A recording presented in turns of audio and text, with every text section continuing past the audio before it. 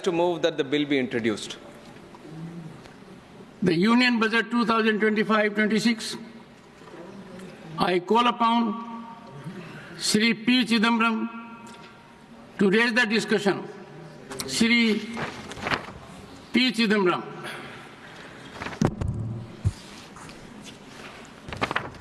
Mr. Chairman, I thank the Honourable Finance Minister for presenting the budget for 2025-26. There ought to be a philosophy behind the budget. But I cannot divine one in this budget. I shall not attempt to do so, because after going through the budget speech and the budget numbers, I believe there is no philosophy behind the budget. It is obvious that the budget was politically driven. I shall not elaborate upon that, but I congratulate the Finance Minister for achieving one of her objects a couple of days ago. Congratulations, Finance Minister. I would like to start on an unusual note. The Finance Ministers asked this House to appropriate 20,517 crore for the Ministry of External Affairs. Usually the MEA does not figure in a budget speech, but I want to start with the MEA. And I'll tell you why. In 2023-24, the past year, we allocated 28,915 crore. In the current year, the revised estimate is 25,277 crore, almost 3,600 crore less in the current year. And for next year, the Finance Minister is asking for only 20,517 crore, another 5,300 crore less. I wish the External Affairs Minister is here. I suspect that, and I hope not, I suspect that the Finance Minister is doing a Elon Musk on the External Affairs Minister. Somebody must explain. Are we shrinking our world presence? Are we closing down embassies? Are we closing down consulates? Be that as it may. A more serious aspect of the MEA. MEA stumbled badly in the last week, and I say that with responsibility. It's now clear that the United States informed India about the deportation. They gave a list of deportees. India verified the list and confirmed that 104 or so names are Indian citizens. So this was not a surprise to us. It was a surprise to the rest of the people. The deportation was known to the MEA. The External Affairs Minister met Secretary of State Rubio a few days before the deportation. And that was all published in the newspapers. I asked the government, did the External Affairs Minister raise the matter with Mr. Rubio? Did he know about the SOP? He told this House the SOP has been in place for many years, since 2012. If he knew about the SOP, did he protest the SOP to the Secretary of State of the United States? Did he know about the SOP requires them to handcuff, tie the legs with ropes and mask? If he knew about it, did he protest to Mr. Rubio? If he did not protest, why did he not protest? And the most important question, did the External Affairs Minister... Are you yielding? Are you yielding? I'm not yielding. I'm only stating on basis of what he said.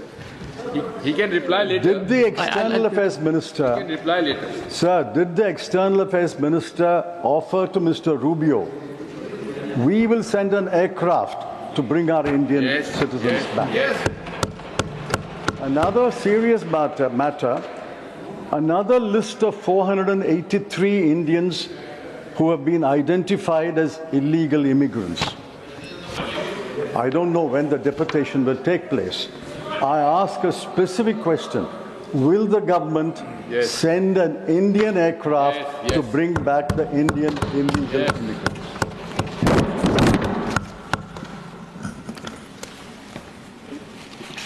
Now I go to the Finance Minister's trump card.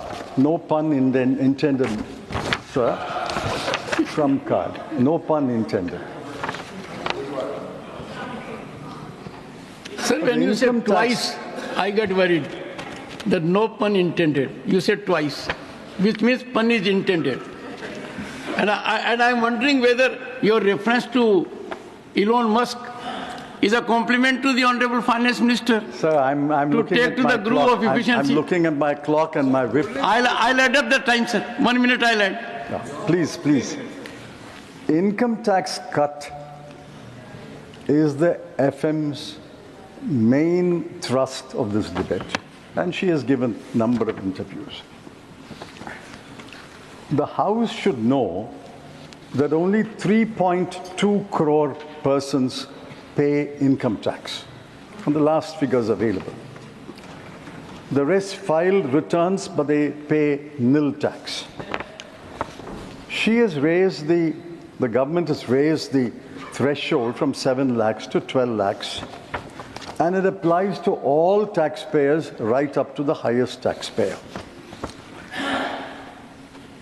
Now, I've looked at the CBDT statistics of taxpayers, the last available statistics. My rough calculation is about 80 to 85 lakh taxpayers will go out of the tax net from next year, and 2.5 crore will benefit. But the 2.5 crore includes not only the middle class, which the Finance Minister passionately championed, it includes 2,27,315 persons who returned a total income of more than 1 crore. It includes 262 persons who returned a total income of more than 100 crore. And it includes 23 persons who returned a total income of more than 500 crore. So this is not benefiting the middle class alone, which I welcome, but it's benefiting the very rich and the richest in the world.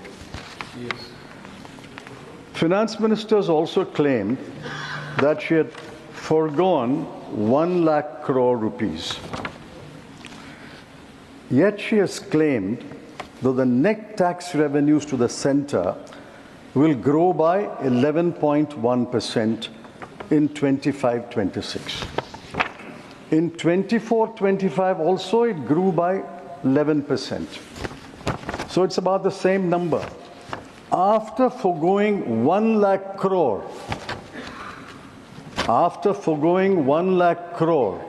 in this budget, how does she claim that the net tax revenues to the center will grow by the same 11%? This is pure magic, not mathematics. I will reserve how this magic unfolds, and I will comment on it later. Secondly, the finance minister says this 1 lakh crore will go into consumption, and that consumption will boost the economy. I find initially, a lot of cheerleaders accepted that claim. But in the last 2-3 days, even the finance minister's cheerleaders are becoming skeptical about it. I asked the Honorable Finance Minister, will not part of the 1 lakh crore go into savings? SBI chairman has hoped that part of it will come to him and the banking system. Will not part of the 1 lakh crore go into repaying old household debts? Will not part of the 1 lakh crore go into travel abroad? Will it not go for educating children abroad? And will it not go into consuming imported goods? If you deduct all this, how does the Honorable Finance Minister claim that the entire 1 lakh crore will go into consuming domestic goods and services? It's only consumption of domestic goods and services will boost the GDP rate. And besides, what is 1 lakh crore when compared to the size of the GDP? The size of the GDP this year is 324 lakh crore. 1 lakh crore of 324 lakh crore is 0.3. Are you seriously saying, and are you asking this House to believe, that 0.3% will boost the economy? My humble advice to the Finance Minister is, don't rely on only one engine of growth, consumption. Look at other engines of growth like exports, capital investment. Those other engines must be revved up. You can't rely upon one engine of growth. Most of this consumption will not go into consuming domestic goods and services. Now contrast what she has forgotten. She remembered the middle class, but I congratulate her for that. But what about the section of the people whom she has forgotten? Look at the plight of Indian households. I'm taking purely from government numbers. Between 2012 and 2024, in the 12-year period, food inflation was 6.18%. Education inflation was 11%. Healthcare inflation was 14%. These have crippled Indian households. Household savings have fallen from 25.2% to 18.4%.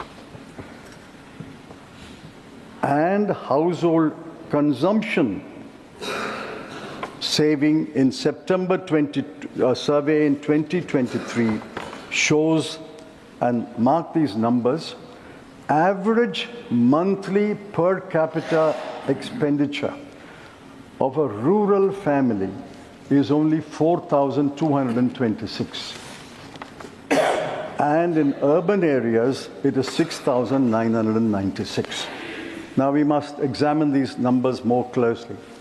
This is the average for the whole India, 4,662 and 6,996, average for the whole India. But the bottom 50% will be even less. And bottom 50% of the 50% will be even less. Now, what has this budget done for the average Indian household in the bottom 50% and the bottom 25%? Nothing. What relief has the Honorable Finance Minister given them? She could have done one of several things. I'm not saying she should have done all the 4 things that I'm mentioning. She could have done one of several things. One, instead of cutting income tax, or along with cutting income tax, she should have cut the GST. Everybody pays GST. The richest and the poorest pay GST. She could have cut GST. She could have cut the tax on petrol and diesel. Everybody indirectly or directly uses petrol and diesel. She could have increased the Maganrega daily wage. She could have increased that rate because the poorest are the ones who are going to Maganrega work. And she could have raised the statutory minimum wage across the board under the Minimum Wages Act. That would have benefited thousands and thousands of labor. She did nothing, but she was focused on income tax and she was focused on the Delhi election. Let me turn to another subject. The most gravest challenge facing the country is unemployment. I think all of you will agree, unemployment is the gravest challenge. Even the treasury benches must agree. Now, the periodic labor force survey, popularly known as PLFS, concluded that unemployment rate is 3.2%. Now, if the unemployment rate is 3.2%, and that the economic survey also repeats that, if the unemployment rate is 3.2%, I'm sure the London School of Economics, as well as every other university, teaches us that any unemployment rate less than 5% is equal to full employment. I won't get into the intricacies. If unemployment rate has fallen to 3.2%, why should we worry? We should all be happy because it's full employment according to economic theory. The same PLF says youth unemployment is 10.2%. The same PLFS says graduates unemployment is 13%.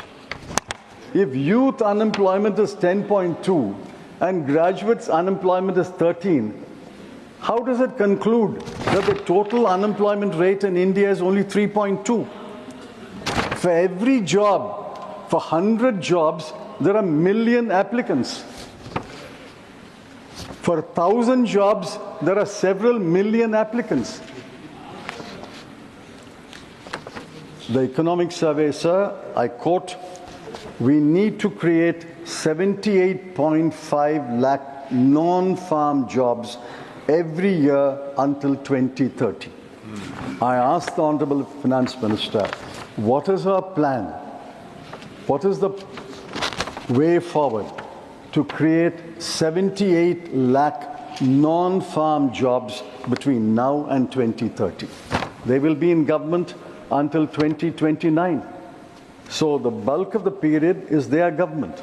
They should tell us clearly a path to create 78 lakh jobs every year until the end of the government. Sir, the next I come to the famous PLI. The budget has 8 lines of expenditure on employment generation. I've looked at it closely. If I'm wrong, the Honorable Finance Minister will correct me. There are 5 lines of expenditure under PLA. There's 1 line of expenditure called New Employment Generation Program. There is 1 line called Prime Minister's Employment Generation Program. There's 1 line called Skill India. I don't know the differences between these acronyms. What is the difference between Prime Minister's New Employment Generation Program and the New Employment Generation Program? We don't have a new PM, we have the same PM. On the 8 lines in the current year, mark these numbers, sir. On the 8 lines together, I've got the breakdown, but I'm taking all the 8 lines of expenditure. In the current year, the budget allocation when she presented the budget last year was 28,318 crore. This is the gravest challenge. You allocated 28,318 crore. But what will you spend? By March 31, you will spend only 20,035 crore. Why are you not spending 8,000 crore on the challenge, which is the gravest challenge facing the country? Yes. The PLI scheme is a spectacular failure. Yes. Otherwise, you would have spent this money. Employment generation is a spectacular failure. Now I look at another aspect. The wages of salaried male worker as well as female worker, but I'm giving the numbers of the male worker. The wages of salaried male worker has fallen in the last 7 years from 12,665 per month to 11,858 per month. This is own numbers. From 12,665 to 11,858. The wages of self-employed male worker has fallen from 9,454 per month to 8,591 per month. So what is the position, sir? The position is incomes are falling, wages are falling, government expenditure is not keeping pace with the promises, household net savings have fallen, household debt has arisen. Yes. This is the plight of the bottom 50% of India. Yes. There's nothing in this budget for the bottom 50%. I think we cannot divide this house into one half speaking for the top 50% and one half speaking for the bottom 50%. I'm quite happy to speak for the bottom 50%, but I want the treasury benches also to impress upon their ministers to speak for the bottom 50% Yes. of India. Yes. Yes. Man ki baat. Sir, let's take Make in India. They made such a hullabaloo about Make in India, Made in India. What was Make in India became Made in India. In global manufacturing trade, India's share is 2.8%. China's is 28.8%. So we are not a big player in manufacturing goods trade. The share of India's manufacturing in the GDP has fallen under this government. Yes. And I give the numbers from the economic survey. 2014, it was 15.07%. 2019, it has fallen to 13.46%. And 2023, it is 12.93%. These are the numbers of the World Bank. Economic survey has proportions in the GVA, but that has also fallen from 17% to 14%. So manufacturing as a proportion of GDP has not increased under this government. So manufacturing is a spectacular failure. PLI is a spectacular failure.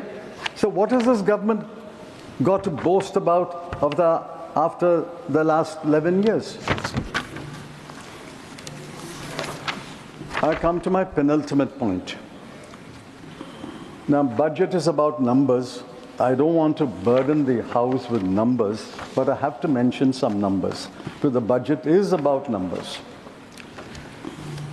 Now, the FM, Honorable FM, claimed in a number of interviews that she has not only met the fiscal deficit target, but has improved upon the fiscal deficit target. Absolutely true. If you look at the numbers, 4.9, achievement was 4.8. But how did she achieve this 4.8?